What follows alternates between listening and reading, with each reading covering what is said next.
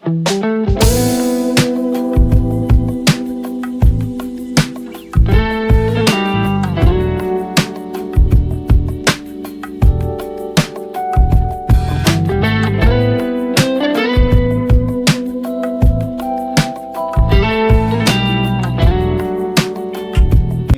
టూర్ని వచ్చేసి డిసెంబర్ నెలలో 2 రోజులకు అని చెప్పేసి ప్లాన్ చేసుకొని రావడం జరిగింది.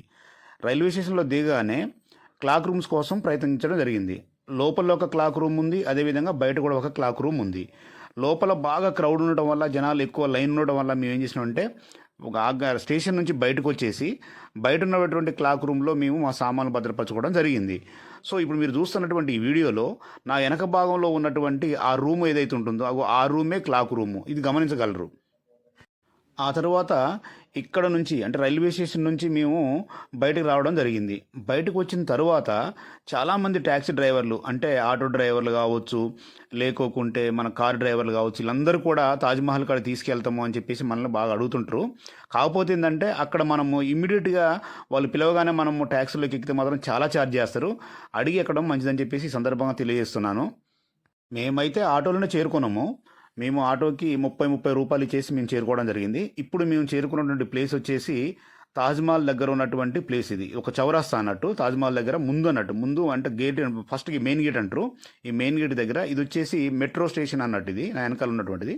ఈ మెట్రో స్టేషన్ పేరు వచ్చేసి బాబాసాహెబ్ అంబేద్కర్ గారి పేరు పెట్టడం జరిగింది. చాలా బాగా అనిపించింది నాకు చూసిన తర్వాత.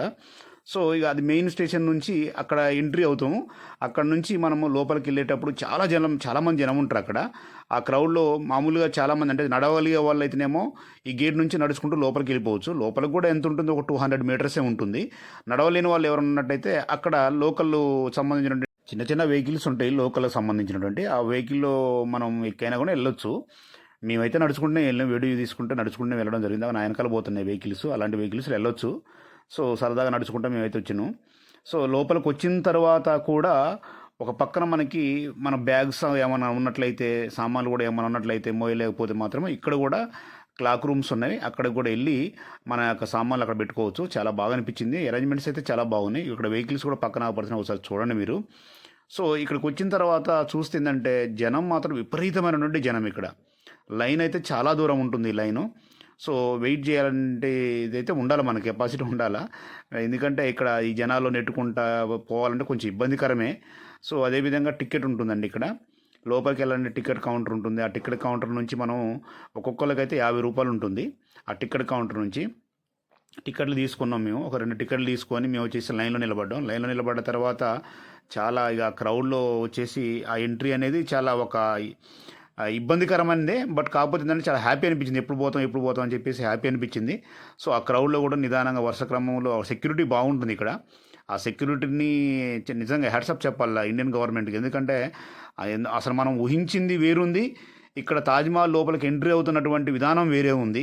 మనం ఊహించిన దానికోను ఇక్కడ ఎంట్రీ అవుతున్నటువంటి దానికి అసలు సంబంధమే లేదు. చాలా కట్టుదిట్టమైన ఏర్పాట్లు ఉన్నాయి. బయట మనకు అసలు ఏం అవపడదు. అసలు మనం తాజ్మహల్ కాడికి వచ్చినాం, ఎక్కడికి వచ్చినాం అని చెప్పేసి అనిపిస్తుంది. ఇక్కడ క్రౌడ్ చూస్తే మీకు అర్థమవుతుంటుంది. చాలా టైం పట్టింది, దాదాపు మాకు 2-3 అవర్స్ టైం పట్టింది ఇక్కడే. మనకి ప్రతి కూడా చెక్కింగ్ బాగా జరుగుతుంది.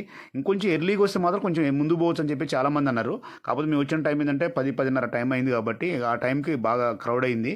సో ఆ క్రౌడ్లో కూడా నిదానంగా అయితే మేమైతే వెళ్ళడం జరిగింది. ఆ సెక్యూరిటీ చెకప్ అనేది చేయించుకొని. ఇక్కడ ఇంకోటి ఏంటంటే లేడీస్కి సంబంధించినటువంటి ఒకవైపు ఉన్నది, జెంట్స్ సంబంధించినటువంటి ఒకవైపు ఉంది. మేము ముందు 2 కలిపి ఒకటే అనుకొని చెప్పి ఒకటే వేలు వెళ్ళడం జరిగింది.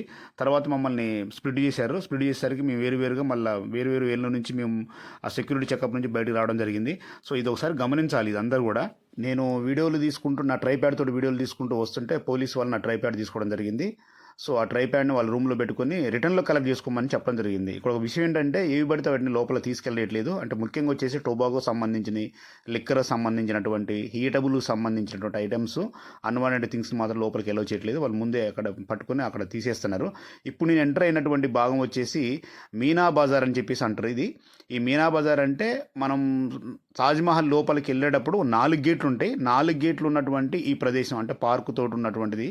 అదేవిధంగా అప్పుడు వర్కర్స్ ఉన్నటువంటి భాగం అన్నట్టు ఇదంతా కూడా. మొన్నటిదాకా ఈ మధ్య వరకు కూడా ఆ వర్కర్స్ ఉన్నటువంటి రూమ్స్ ఏవైతేనో ఆ రూములలో షాపింగ్స్ కూడా పెట్టారట, ఈ మధ్య కాలంలో తీసేశారని చెప్తున్నారు.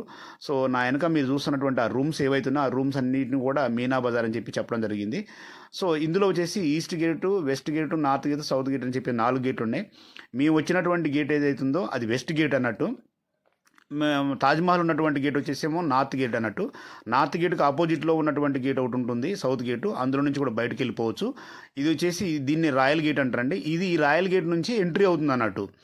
ఎక్కడికి తాజ్మహల్లోకి ఎంట్రీ కావాలంటే ఆ రాయల్ గేట్ నుంచి అవతలికి వెళ్ళాలి. దానికి ఆపోజిట్ గేట్ వచ్చేసి సౌత్ గేట్ ఉంది.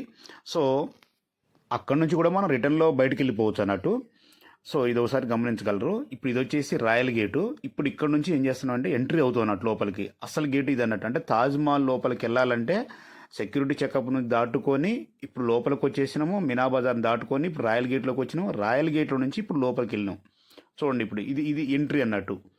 వాస్తవానికి ఇక్కడ నుంచి వీడియో తీస్తే బ్యాక్ సైడ్ నుంచి తాజ్మహల్ కనిపించాలా, కానీ ఇప్పుడు కనిపించడం లేదు. ఎందుకు కనిపించట్లేదు అంటే డిసెంబర్ నెలలో మొత్తం కూడా ఇక్కడ మంచుతో కూడినటువంటిది కాబట్టి అసలు కనిపించడం లేదు. మామూలు టైంలోనైతే ఇక్కడ నుంచి చూస్తే వీడియో కనిపించాలా, సో కానీ కనిపించడం లేదు. కారణం ఏంటంటే మొత్తం కూడా ఇక్కడ చూడండి, ఇప్పుడు చూడండి.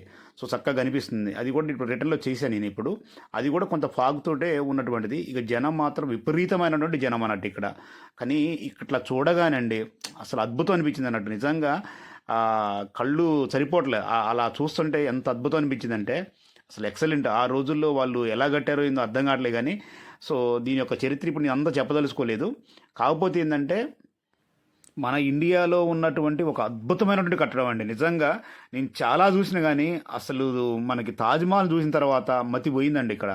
అసలు ఆ జనాలు కానివ్వండి, అసలు ఆ గార్డెనింగ్ కానివ్వండి, అదంతా చూస్తుంటే అసలు మతి పోతుంది ఇక్కడ. అసలు మనం విన్నది వేరుంది, ఇక్కడికి వచ్చి చూస్తున్నటువంటి విధానం వేరుంది. ఇంతమంది ఫొటోస్ ఏంది, వీడియోస్ ఏంది, ఆ జనాలు ఏంది, వచ్చేవాళ్ళు పోయేవాళ్ళని చూస్తుంటే అసలు హ్యాట్సప్ అండి ఇండియన్ గవర్నమెంట్కి.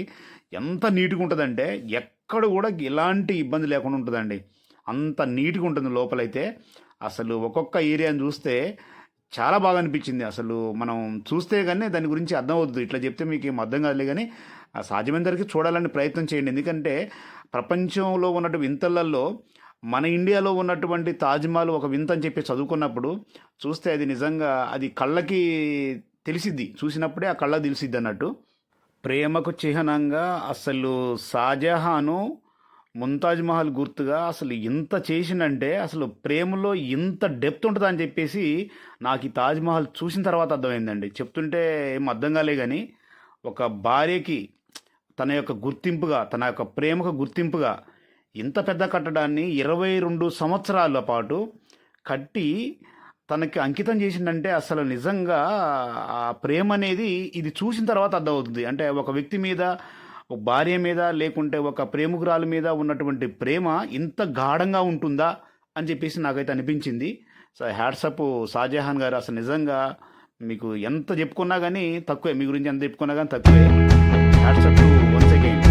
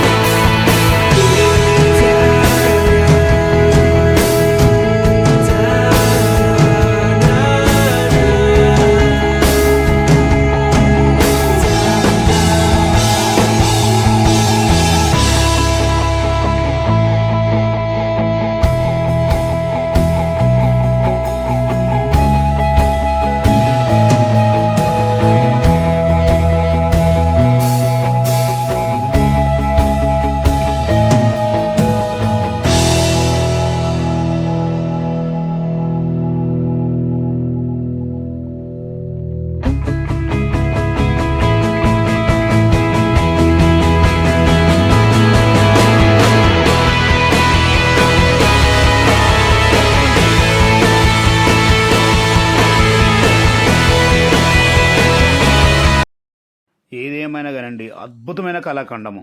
అస్సలు చూస్తుంటే మతిపోతుంది. అస్సలు మామూలు కాదండి. 4 డూములు అసలు ఎంత బాగున్నాయంటే అసలు దగ్గర నుంచి చూస్తుంటే ఒక లోకం ఇక అంతే. ఇక అది మనం ఎంత చెప్పుకున్నా బొమ్మలల్లో చూడడం, వీడియోలో చూడటం కాదులే కానీ ప్రత్యక్షంగా చూస్తే ఆ ఫీల్ వేరే ఉందండి. సరే ఏదేమైనా కానీ చాలా అద్భుతమైన కళాఖండము. లోపల కూడా సేమ్ ఇప్పుడు మనకి 3 భాగాల్లో అంటే మనం 3 భాగాలు అంటే మనం ఎంట్రీ అయినటువంటి భాగము, అదేవిధంగా తాజ్‌మహల్ ఉండేదేమో నార్త్ సైడు. నార్త్ సైడ్ అంటే మళ్ళీ తాజ్‌మహల్‌కి ఈస్ట్ అదేవిధంగా వెస్ట్‌కి కూడా మళ్ళీ గేట్స్ ఉన్నాయి లోపల. అప్పట్లో వాళ్ళు రెస్ట్ తీసుకునేది. ఇగో ఇది వచ్చేసి యమునా నది అండి ఇది. సో యమునా నది బ్యాక్ సైడ్ అన్నట్టు ఇది. తర్వాత తాజ్‌మహల్ లోపలికి వెళ్ళడం జరిగింది. పైనుంచి లోపలికి వెళ్ళడం జరిగిందండి. కాకపోతే ఏంటంటే లోపల వీడియోలు కానీ ఫోటోలు కానీ తీసుకునేట్లేదు. సో కాబట్టి అవి నేను మీకు చూపించలేకపోతున్నాను. సో ఇక్కడ ఒక విషయం ఏంటంటే అండి, లోపల పోవాలి, తాజ్‌మహల్ లోపల పోవాలంటే మాత్రం టికెట్ రూ. 250 అండి. జనరల్గా బయట తిరగడానికి మాత్రం రూ. 50.